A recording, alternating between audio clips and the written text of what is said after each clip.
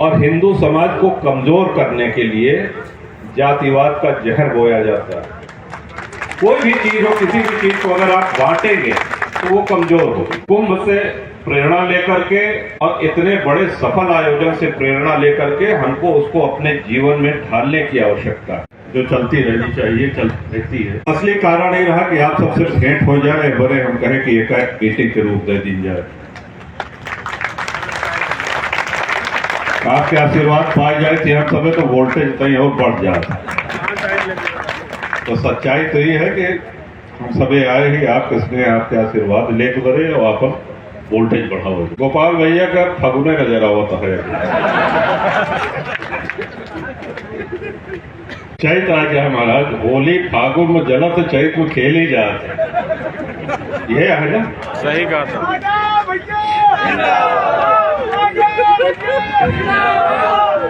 3 बड़ी सड़कें अपने यहाँ बन रही हैं, लगभग बन ही रही।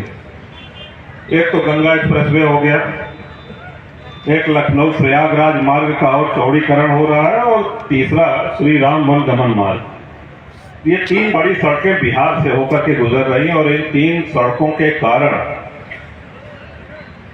शायद बिहार के कोनो गांव हो जहां से माटी में कूद आए हों। तो देखत रहे 2 साल 3 साल हो गए लगातार जौन गर्दा मसान मची है। सही कहते हैं। अब एक देखें, सड़क बनी बहुत उपयोगी है, लेकिन पहले से जो सड़क रही वो सब सड़क इतनी क्षतिग्रस्त हो गया है कि चले लायक नहीं रहे। ये विषय में मुख्यमंत्री जी से अलग से समय लेके हम बात करें। हमको सड़कों के विषय में बात करना है आपसे। बताइए, जो कहिए हम कर दें, स्वीकृत कर दें। हम कह नहीं, हमारे क्षेत्र में ज्यादा दयनीय स्थिति है। वहां 3 बहुत बड़ी सड़कें बन रही, जिसके कारण 16 चक्का, 18 चक्का, 20 चक्का, पता नहीं कितने चक्का होते हैं ट्रक में, वो सारे ट्रक आवागमन के कारण जो वही थे। तो कहने हम, उन्होंने आश्वासन दिया कि जो भी सड़कें क्षतिग्रस्त हुई हैं उनको शीघ्र अतिशीघ्र बनवाया जाएगा। और दूसरा, जो जल जीवन मिशन के कारण सड़कें चौपट हुई,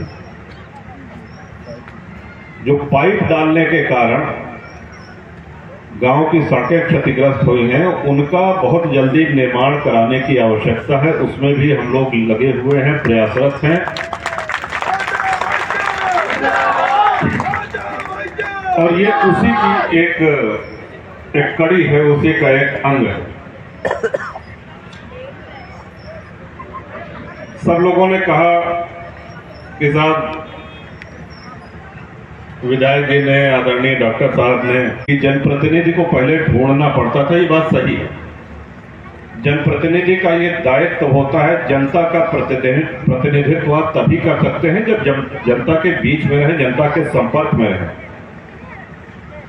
जनप्रतिनिधि का सिर्फ इतनी ही जिम्मेदारी नहीं होती है कि सड़क बनवा दें, बिजली लगवा दें और कहें कि बस ठीक है। नहीं, आपके कार्यकर्ताओं को, आपके क्षेत्रवासियों को, आपके समर्थकों को कभी भी किसी भी समय कोई भी अनहोनी हो सकती है, कोई भी समस्या आ सकती है, और एक जनप्रतिनिधि होने के कारण उस समस्या का निदान करना, उसका निराकरण करना, उस समस्या का समाधान करना, ये हर जनप्रतिनिधि की ये कर्तव्य होता है। उस कर्तव्य को कितना पूरा कर पाए हैं ये हमसे बेहतर आप बता पाएंगे, लेकिन हमारा प्रयास सदैव रहता है। अक्सर पार्टियां चुनाव के समय घोषणा करती हैं, जनप्रतिनिधि आपके द्वार। कैनाज का करें क्या? कैनाज पार्टी के सब विधायक जाकर के गांव में प्रवास करेंगे, गांव में रुकेंगे।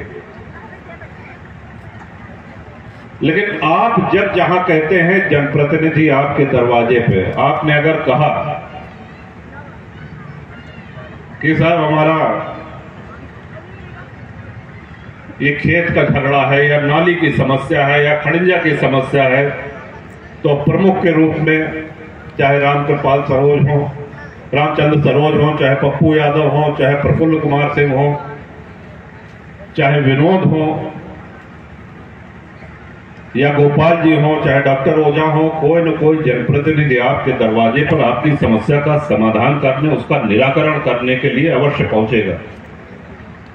चेयरमैन निर्वा भी आए हुए हैं, कुंवर बहादुर पटेल देखे हुए हैं, साथ रहना शायद सूची में नाम नहीं लिखे हैं, ये हमारी गलती ना आए। आपका भी अभिवादन। एक जनप्रतिनिधि के रूप में अगर व्यक्ति काम करना चाहे तो दिन के 24 घंटे उसको कम पड़ते हैं। और यही सिद्धांत है, यही हमने अपने सभी शुभचिंतकों को, अपने दल के लोगों को यही बताया है कि कर्मठता से, ईमानदारी से, मेहनत से, बिना किसी भेदभाव के क्षेत्र की और जनता की सेवा में दिन रात उपलब्ध रहें। यही सबसे बड़ा प्रमाण पत्र है। चुनाव तो पहले भी होते रहे, जब से देश आजाद हुआ तब से चुनाव होते रहे, तब से सांसद विधायक होते रहे, लेकिन जिस जनप्रतिनिधि को जनता का सच्चा आशीर्वाद मिले उसी का जीवन धन्य है।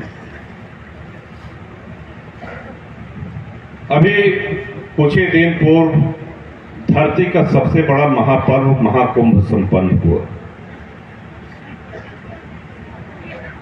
जिन लोगों ने कुंभ का नाम नहीं सुना था विदेशों में, वो दुनिया अचंभित है कि इतना बड़ा आयोजन, विश्व की सबसे बड़ी भीड़ एक स्थान पर। और चमत्कार देखिए, किसको कहां जाना है किसी को पता नहीं है, कहां से चले आ रहे हैं लोग। आस्था ऐसी चीज है, धर्म में निष्ठा ऐसी चीज है। बुजुर्ग, बच्चे, महिलाएं सर पे बोरे रख के, गठरी रख के चली आ रही हैं। कहां सोएंगे, कहां भोजन मिलेगा, किसी को कोई ठिकाना नहीं है। लेकिन चमत्कार ये देखिए, ईश्वर का चमत्कार, गंगा मां का आशीर्वाद ये देखिए कि पूरे कुंभ में एक भी व्यक्ति भूखा नहीं सोता। हमारे धर्माचार्यों ने, हमारे संतों ने, महात्माओं ने, हमारे आश्रमों ने इतने अन्न क्षेत्र, इतना भंडारा चलाया। अद्भुत उदाहरण है। आज विश्व चकित होकर के देख रहा है कि इतना बड़ा मैनेजमेंट भीड़ का ये कैसे संभव। लेकिन आस्था एक ऐसी चीज है। और जानते हैं, जिस विषय को गोपाल जी ने उठाया, डॉक्टर ओझा ने उठाया,